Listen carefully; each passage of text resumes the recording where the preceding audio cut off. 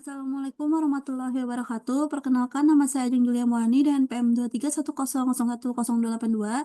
Di sini saya akan menjelaskan untuk UAS JST, yaitu saya menggunakan dataset dari saham BBNI yang didapatkan dari Kaggle. Kemudian sini alasan saya memilih dataset ini agar saya ingin mengetahui harga saham pada BBNI dan juga saya tertarik. Kemudian kolom yang dijadikan target yaitu Ads Close, serta dataset ini saya pilih karena kan disuruhnya tim series. Nah, sini satu tim seriesnya yaitu DET. Nah, kemudian di sini ada DF PDRED CSP, yaitu dia akan membaca datasetnya yaitu bbni.jk.csp. Ada importnya juga, sini udah saya running, kemudian akan menampilkan grafik at close-nya. Nah, jika dilihat di sini grafiknya memiliki turun dan naik, yaitu secara musiman, karena ini saham, jadi emang sudah baik aja seperti ini, dan di bawahnya ini, yaitu date, tahunnya, serta harganya, yaitu untuk bagian sampingnya ada 1.900 sampai 5.000 ini. Kemudian di sini, selanjutnya menampilkan jumlah data kosong tiap kolomnya, yaitu udah nol semua, berarti udah bersih. Ada open, high, low, close, add, close, volume. Kemudian selanjutnya di sini akan melakukan preprocessing data yaitu menggunakan min-max scaler. Importannya yaitu 0,1 ini yang dimaksud adalah inisialisasi scaler untuk merentangkan data antara 0 dan 1. Kemudian ditampilkan di sini data harganya yaitu at close-nya menggunakan 5 data pertama setelah dinormalisasi. Muncullah 5 data pertama ini ada 5.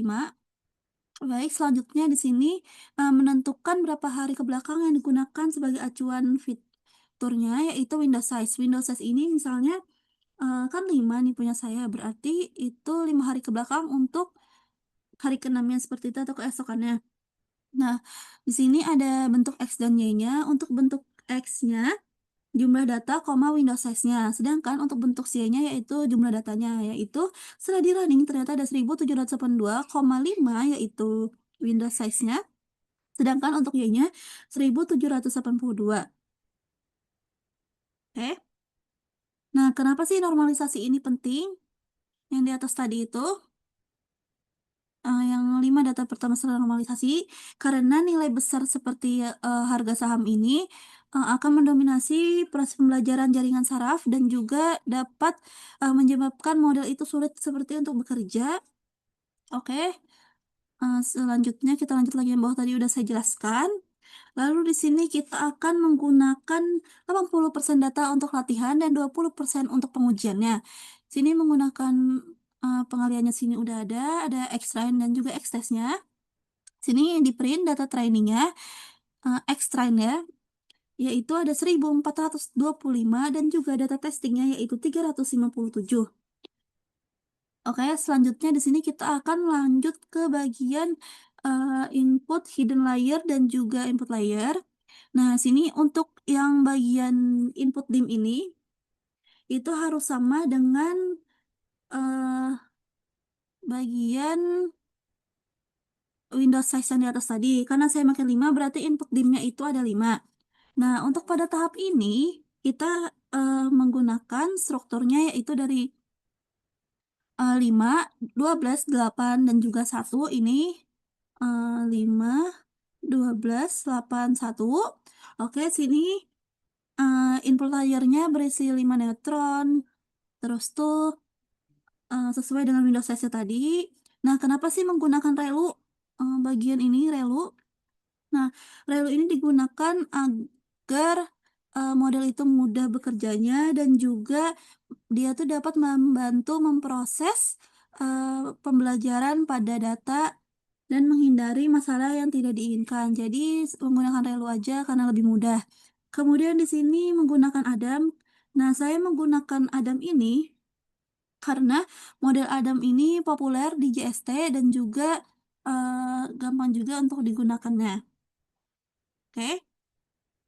Nah, ini muncullah densenya tabel ini yang dihasilkan dari input layer dan juga hidden layer tadi. Oke, selanjutnya kita ke bagian epoch. Nah, untuk bagian epoch ini, saya menggunakan 100 epoch, yaitu, model itu berapa kali sih belajar dalam datasetnya, yaitu 100 kali. Sedangkan batch size-nya seperti misalnya berapa kali baca buku atau data yang diproses sebelum bobot diperbarui, yaitu 16 kali perulangan. Oke, di sini ada trainingnya, kemudian ada split datanya, serta memvisualisasikan loss atau pembelajaran prosesnya. Itu ada train loss-nya, error training, val loss, error validasi, dan juga grafiknya. Sini ada untuk MSE-nya. Ini udah saya running sebanyak 100 epoch. Didapatlah grafik proses belajar modelnya, yaitu di sini MSE-nya. Nah, jika dilihat dari grafik ini terlihat bagus dan tidak overfitting. Jadi sebenarnya ini modelnya udah belajar dengan baik dengan epoch-epoch yang sudah saya tentukan tadi. Dan menghasilkan grafik yang bisa dibilang normal karena trend loss-nya dan juga val loss-nya berjalan secara beriringan. Selanjutnya, di sini melakukan prediksi pada data setnya. Nah, di sini mengembalikan 0 sampai 1 ke nilai USD aslinya.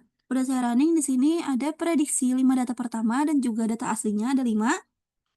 Untuk data asli yaitu 4392 ini. Nah, untuk data yang prediksinya 4401. Jadi dia tidak jauh dari data yang diprediksi dan juga data aslinya.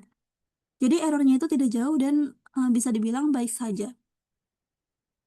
Lalu kemudian di sini melakukan MSE atau mean squared error. Nah, menghitung MSE lalu diakarkan ke RMSE, yaitu setelah di running ternyata bisa dibilang hasil errornya itu tidak jauh berbeda, yaitu nilai RMSE-nya ada 87,83 USD. Nah, jadi hasilnya itu tidak jauh errornya dan juga rata-rata saham aktualnya itu berada di 87,83, memiliki selisih yang kecil. Seperti yang di atas tadi. Kemudian di sini ke bagian terakhir yaitu ke harga saham at close BBNI aktual serta prediksi dalam JST. Yaitu perbandingannya dalam harga USD. Di sini jika dilihat ternyata harganya itu berjalan berdampingan. Nah, ini untuk yang bagian merahnya yaitu harga saham BBNI prediksi JST, sedangkan untuk untuk yang biru itu harga saham at class BBNI secara aktual. Oke, grafiknya ini sepertinya mengikuti pola dan tidak jauh berbeda. Jadi bisa dibilang bagus aja modelnya bekerja dan juga meskipun ada sedikit kayak hambatan itu tidak apa karena ini kan untuk memprediksi.